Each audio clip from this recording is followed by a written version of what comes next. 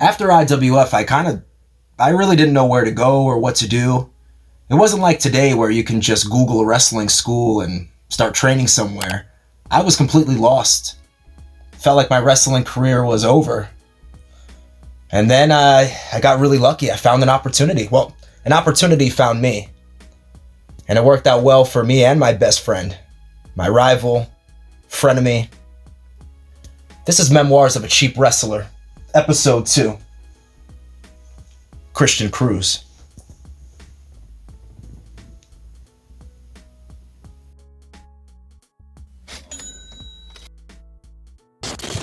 What's going on, guys? I am the cheapest wrestler in the world, and this is Episode 2 of Memoirs of a Cheap Wrestler. And I have my longest reigning friend, my best friend of over 20 plus years, and probably my greatest rival in my wrestling career, Christian Cruz. What's going on, brother? And for the record, he says 20 years, ladies, but we knew each other since we were like 4, okay? Don't need to date us that much. Gosh. Something like that, more or less. A long time. A long time. So what's going on, man? How's everything? Everything's good, man. I'm trying to keep myself busy like the rest of the world right now, which is pretty difficult. Understandable. So we have like so much to talk about, so let's just jump right into it. IWF, you started before I did, so why don't you tell everybody, like, how did that come about? Because you told me about it, so how did you find out about it? Yeah, you know what? It was one of those things that I think we're talking like 2006 or 7. And basically I saw an ad for it, because back then you had like JBL, you had Tito Santana who would like go and visit the facility, and it wasn't far away. I wanted to be a wrestler. So I was like, you know what? This is only a 45-minute drive. Let me do this. Let me finally just throw myself into it. And I did. And that really, I think it was an advertisement before like Instagram was big. So whatever you did, IWF to advertise, well done. You did well. See, I wasn't even sure because I knew you had worked in New Jersey at the time, but I didn't know like if you just happened to pass by it, if you saw a flyer.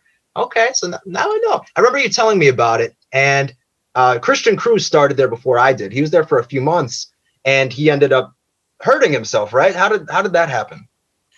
So I was in a match against John Cena. And, okay, fine. almost believable. You know what? So I loved wrestling. I also love snowboarding. I still love snowboarding. Unfortunately, my love for snowboarding made me go a little crazy. I decided to hit a jump off snowboarding, and well, I did not land on my board.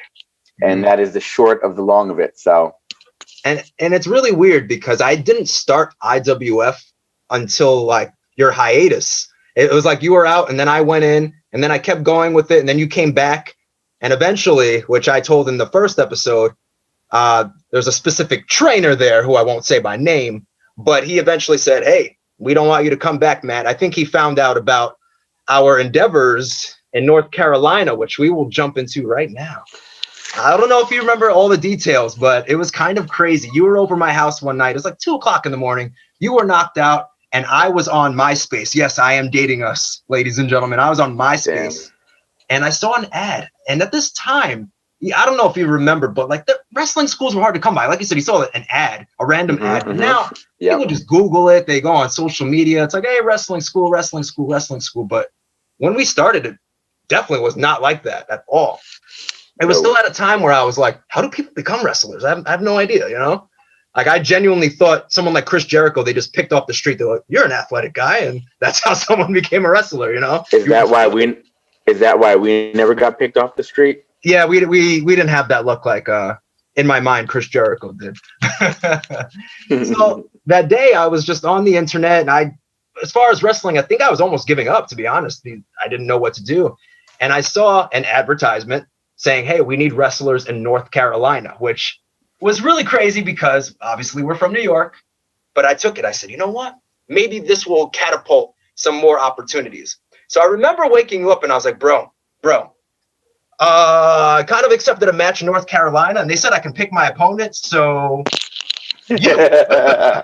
Now, what went through your mind when I woke you up at like 2:00 to tell you this? Fire? Is there a fire? Probably a little panic because I don't think I really woke you up in our friendship for anything ever like that. No, man. You woke me up really excitedly, like, oh, like it wasn't like a light, like, hey, man, hey. It was like, wake up, we're going to North Carolina, and it was High Point, North Carolina, and that's how I remember it. I can never say North Carolina without saying High Point, North Carolina. No, man, it was. I remember it was crazy, and when you told me that they accepted it and you could choose an opponent, I was like, great, because all these matches I've done now, I'm the perfect opponent. At this time, so Christian Cruz had done a bunch of training, but he hadn't had his first official match. So I thought it was really cool that it could be with me. And I know you thought it was cool, but also probably like, yes. But what an awesome opportunity. So we basically packed up a car full of friends. Your whole family came, right? Before you even jump into that, do you remember how we trained for it? Oh, yes. Explain that. Yeah. Let people know that it was the old school kind of training. We went to a boxing facility and trained on a boxing ring, which for the record is basically the floor. It is the floor. So when you took a bump, you didn't get up for a little bit. You just kind of stayed there. That's right. I'm glad you reminded me of that. I'm getting ahead of myself here. I'm talking about the car already. Yeah. Backtrack a little bit because yes, we trained in a boxing ring. We would go over all these different spots and what we wanted to do in the match. And yeah, it would hurt. It would hurt like hell because, like you said, there's really no give. I mean, you have like maybe padding like this, like a quarter of an inch, not even. And oh man, we were bruised and battered. We went back there all the time. It was strange gym too, right? The guy just gave us a key and was like, "Yeah, you can go whenever you want. 5 o'clock in the morning, no problem." All right, whatever. Yeah. And we were the only ones who even used the ring. No one even used the ring. Nope. And honestly, it was a godsend because I feel like without that, those matches would have been Woo! But in prep for the match, I remember we recorded these promos. These promos that at the time we probably thought were pretty cool. And we went into my parents' basement, we set it up, and I, went to town with my heel promo. And you did your Christian Cruz babyface promo. And it was that's right, Cruise Control. And it was terrible. It was terrible. Which you guys can see the promo below. It's playing as we speak. It was awful. But that's what it was back then. We didn't have access to things like we do now where we can just go buy a cell phone that's HD. And no, we didn't have anything like that. So we set up these promos. And I'm sorry. Go ahead. I see you wanted to say. I was going to say, let the record show, though. Yes, we had no high definition, no nothing. But in the little bit of time we had for the match, we became the most anticipated match on that card because of these promos that you just watched, which you can find the full promos on by searching. What's the search term we used to find them again? I mean, you could just put APW. You could put American Pride Wrestling. You could just search Matt Saxon and Christian Cruz. There you go. Matt Saxon versus Christian Cruz. Yeah. Those promos got us the number one most anticipated match. Don't forget it. The loudest reaction of the night. That's all I'm going to say. That is true. The promos were really cool because obviously we didn't live anywhere near North Carolina. So to have these promos come out, people anticipated our match now. They're like, okay, we know who these two guys are. We know what their beef is. There's a story to tell now. There's a story to unfold in their match, which was awesome. We had this cool match. You hit the suicide dive, which I thought was really awesome. It's not like you got to practice it, No. You just went for it, and it was absolutely. It could have literally been the suicide dive. It could have been, but thankfully it was not. We had a really good match. Do you remember what the ref said to me right before I went out for the suicide dive? That's right. Remind me. He goes, hey, be careful out there. That's concrete and people. And I said, WrestleMania! And I just went for it. At that moment, you're like, shut up, man. I'm trying to keep my head in the game here, dude. And let's talk about the end of that match. So I ended up going over, but, in heel fashion, I had a little bit of assistance. And I think your face kind of suffered at the end of that match. So what happened there, Christian Cruz? I don't even remind you because I like to laugh at this story. Well, someone walked in and thought that they could beat Christian Cruz and took out a chain, put the chain around his fist, and then punched me in the face. And then, of course, Matt Saxon, being the number one opportunist in that moment, decided to go for the pin and barely beat me. But still beat him nonetheless. And this honestly would kick off a string of matches between us. We had like a nice rivalry where we wrestled in multiple states, but we went back to North Carolina. They were really happy with our performance. The crowd was excited. They wanted to see part 2. Now, part 2, we had an interesting twist in the beginning before the match even started.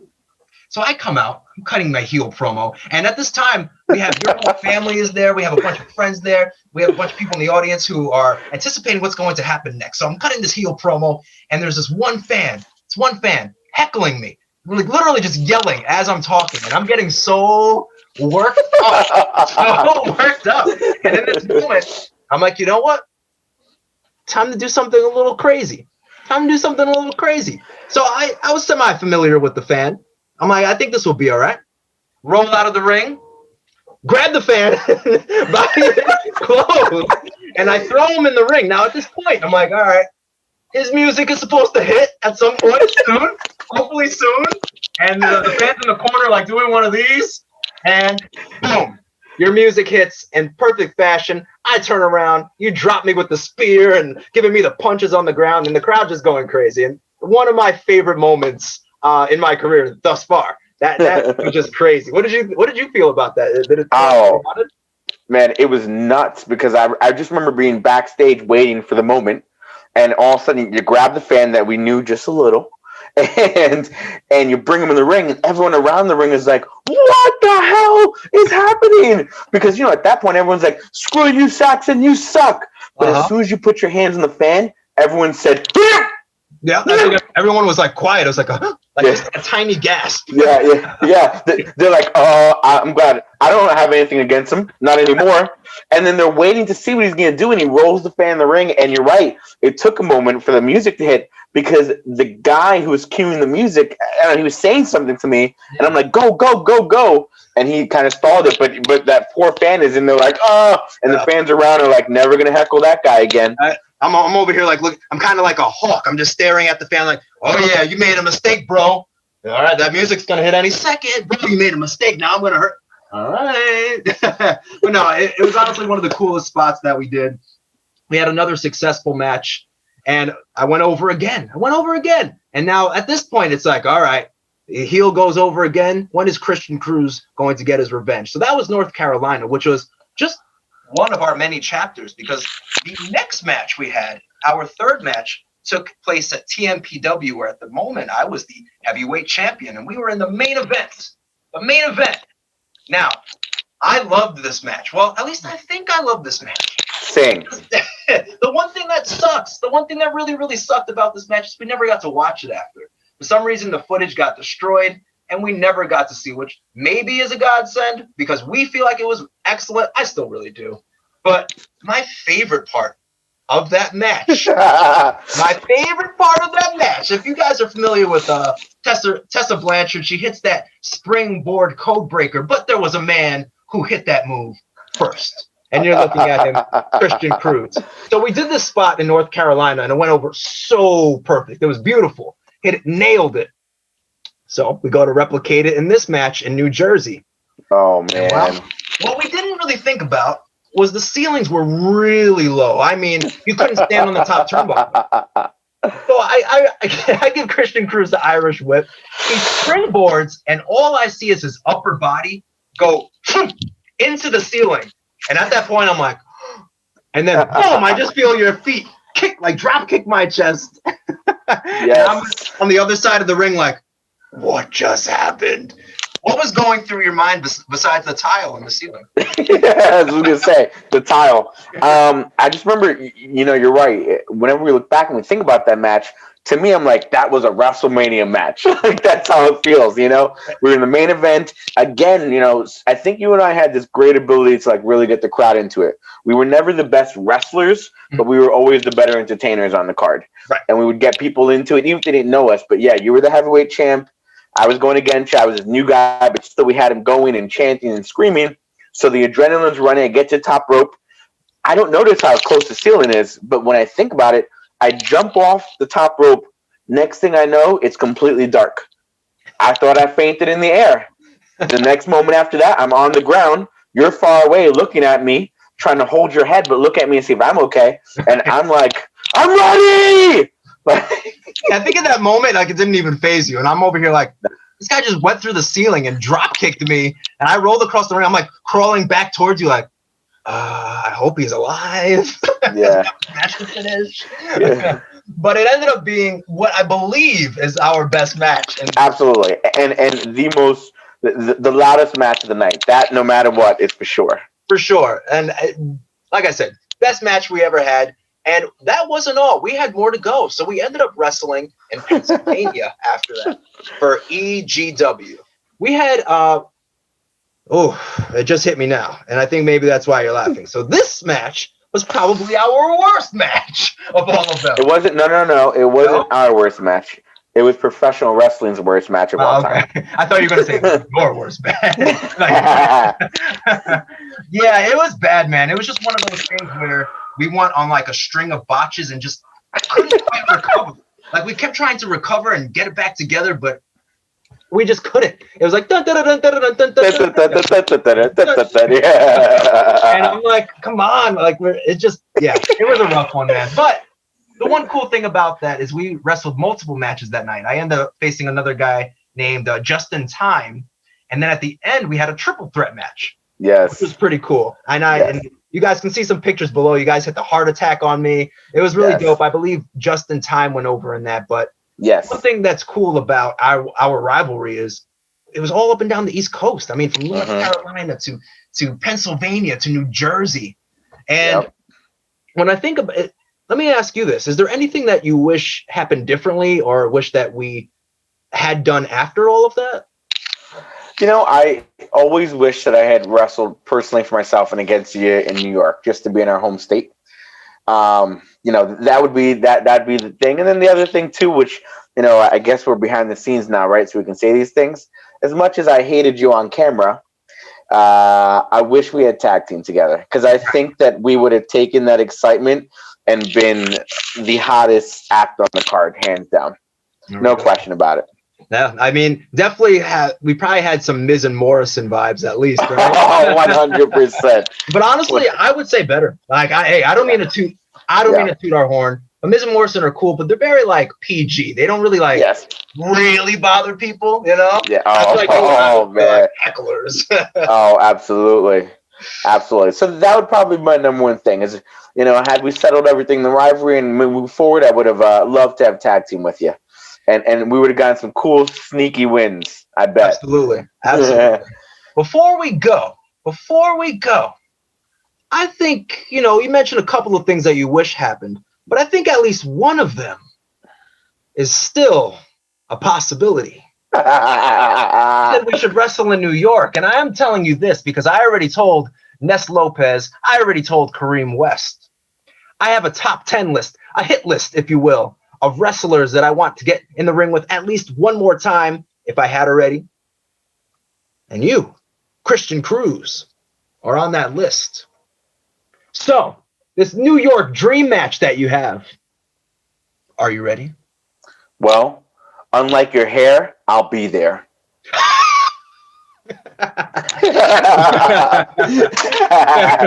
Fair enough. So, you guys heard it here first. Christian Cruz has accepted my challenge. So yeah, New York. I think that's a great idea. I mean, that would be 4 states that we've wrestled in, and that would just be really sweet. So I think we should definitely make that happen. And I want to thank you, brother, for not only 20 plus years of best friendship, for being my greatest rival in my wrestling career thus far. And now I have it documented. One more match. You heard him, ladies and gentlemen. New York. Here we go. Christian Cruz, before we go, what have you been up to, man? What's been recent in your life? Anything that you'd like to share with the people? You know what? Like I said, I've been keeping myself busy. You know, you can actually look up Christian Cruz, and he still has a personality on YouTube. He does a news report, so you can check him out. He's still alive and kicking. That's what these beads are for, in case you guys are like, what the hell is he wearing beads for? I'm still trying to keep myself out there. I still have the Christian Cruz persona, so you can check me out online. Just search me. You'll find me. There you go. You guys heard it here first. This is Christian Cruz, episode 2 of Memoirs of a Cheap Wrestler. I am the cheapest wrestler in the world. He is Christian Cruz. Thank you guys so much for joining us. Peace. I always viewed myself as a solo act. I mean, come on, the number one attraction, Matt Saxon, right? Chapter 3 of Memoirs of a Cheap Wrestler, though, is a little bit different. I kind of got a little bit of a curveball. Found myself in a tag team called Law of Attraction. And that's for next time on Memoirs of a Cheap Wrestler.